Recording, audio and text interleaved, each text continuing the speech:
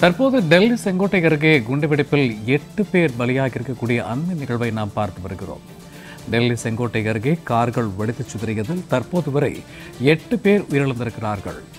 மருத்துவமனைக்கு கொண்டு செல்லும் வழியிலேயே 8 பேரும் உயிரிழந்த பதற்ற நிகழ்வு அரங்கேறியிருக்கிறது. செங்கோட்டை அருகே கார்கள் வெடித்துச் சிதறியதில் 8 பேர் உயிரிழந்ததாக அண்மை தரவுகள் தெரிவிக்கின்றன. கார்கள் வெடித்துச் சிதறியதில் தற்போது வரை 8 பேர் உயிரிழந்த அண்மை நிகழ்வை நாம் பார்த்து வருகிறோம். இது குறித்த கூடுதல் விவரங்களோடு இணைகிறார் எமது சிறப்பு செய்தியாளர் யோகேஸ்வரன். வணக்கம் யோகேஸ்வரன். தற்போது டெல்லி செங்கோட்டை அருகே ஒரு பதற்ற நிகழ்வு அரங்கேறி இருக்கிறது. குறிப்பாக தற்போது நடைபெற்று வரக்கூடிய மீட்பு பணிகள் குறித்தான கூடுதல் கள தகவல்கள் யோகேஸ்வரன். செங்கோட்டைக்கு அருகே இருக்கக்கூடிய செங்கோட்டை மெட்ரோ ரயில் நிலையத்துடைய முதலாவது நுழைவாயில் அருகே நிறுத்தப்பட்டிருந்த கார் தான் முதல்ல வெடித்திருக்கிறது அப்படின்ற தகவல்களை இந்த வெடிகுண்டு விபத்தை நேர்ல பார்த்தவர்கள் தெரிவிச்சிருக்காங்க. அவங்க சொல்லக்கூடிய தகவல் என்ன அப்படின்றத பதிவு செஞ்சுட்டு மேற்கொண்டு விவரங்களுக்கு நம்ம செல்லலாம். அவங்க சொல்லக்கூடிய தகவல் என்னவென்றால், இந்த வெடிகுண்டு விபத்தை நாங்க பார்த்திருக்கோம். இதே டெல்லியில இருக்கிறேன், நான் என்னுடைய வாழ்க்கையில பார்க்காத ஒரு வெடிகுண்டு விபத்தா நான் இந்த விபத்தை பார்க்கிறேன். ஏன்னா அப்படி ஒரு பெரிய சத்தம், அப்படி ஒரு தீப்பிழம்பு ஏற்பட்டுச்சு. அந்த வெடிகுண்டு வெடிச்ச இடத்துல இருந்து கற்களும் சிதறின காட்சிகள் நாங்க பார்த்தோம். அவ்வளவு வீரியமா அந்த வெடிகுண்டு விபத்து வெடிச்சது அப்படின்றத ஏஎன்ஐ உள்ளிட்ட செய்தி நிறுவனங்களுக்கு வழங்கியிருக்கூடிய அந்த பேட்டிகள்ல அந்த சம்பவத்தை நேரில் பார்த்தவர்கள் தெரிவிச்சிருக்காங்க. இவற்றை தவிர இந்த விபத்து நடந்து 1 மணி நேரங்களை கடந்திருக்கக்கூடிய நிலையில் அந்த வெடிகுண்டு விபத்து நடந்த இடத்துல கிட்டத்தட்ட 6 கார்கள், அதே போல ரிக்ஷாக்கள், ஆட்டோக்கள் உள்ளிட்டவை எல்லாம் கடுமையான சேதம் அடைந்திருக்கக்கூடிய அந்த காட்சிகளை பார்க்க முடிகிறது. கார்களே இவ்வளவு சேதம் அடைந்திருக்கிறது என்றால் இதில் அனைவருமே பயணித்தவர்கள். இந்த கார் எல்லாம் நிறுத்தி வைக்கப்பட்டிருந்த கார்கள் அல்ல, மாறாக அந்த சாலைகள்ல செல்லக்கூடிய கார்கள் தான் இப்படி வெடித்து சிதறக்கூடிய காட்சிகளை நம்ம பார்க்க முடிகிறது. அப்படி என்றால் இந்த கார்கள்ல ஓட்டுநர்களோ அல்லது பயணிகளோ இருந்திருக்கலாம். அவர்களுடைய நிலை என்ன என்பது நம்ம யூகித்துக் கொள்ள முடிகிறது.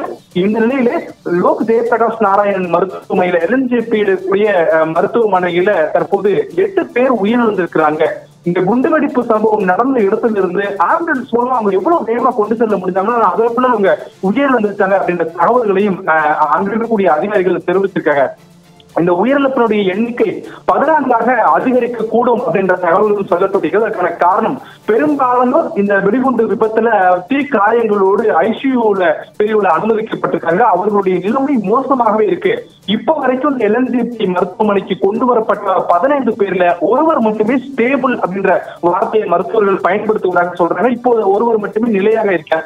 மற்ற 14 பேர்ல 8 பேர் உயிரிழந்திருக்கிறார்கள். மீதம் இருக்கக்கூடியவர்கள் நிலைமை மிகவும் மோசமாக இருக்கிறது அப்படின்ற தகவல்களை தெரிவித்திருக்காங்க. அதே நேரத்துல இந்த வெடிகுண்டு விபத்து நடந்திருக்கக்கூடிய இடத்துல தற்போது NSD, NIA உள்ளிட்ட அதிகாரிகள் எல்லாம் தங்களுடைய விசாரணையை தீவிரப்படுத்தி இருக்கிறாங்க.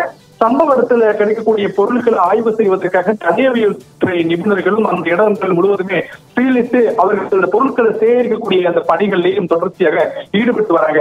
நிலைமை ரொம்பவே மோசமா இருக்கு. டெல்லியில பார்க்கும்போது டெல்லியில செங்கோட்டை என்ற பகுதியில இந்த வெடிகுண்டு விபத்து நிகழ்ந்திருக்கக்கூடிய நிலையில டெல்லியினுடைய பிற முக்கியமான பகுதிகள் அனைத்திலுமே டெல்லி போலீசார் ஒரு தீவிரமான சோதனையை மேற்கொண்டு வராங்க. அதே நேரத்துல டெல்லியில முக்கியஸ்தர்கள் வசிக்கக்கூடிய இடங்களுக்கு செல்லக்கூடிய சாலைகள் அனைத்தையுமே டெல்லி போலீசார் சீலிட்டாங்க. அதாவது பேரிகார்டுகளை போட்டு இந்த வழிகள்ல யாரும் செல்ல முடியாது அப்படின்ட்டு அவங்க கட்டுப்பாடு விதிச்சிருக்காங்க. அதற்கான காரணம் ஒரு கார் எக்ஸ்ப்ளோசிவ் தான் இப்ப செங்கோட்டைக்கு முன்பு நடந்திருக்கிறது.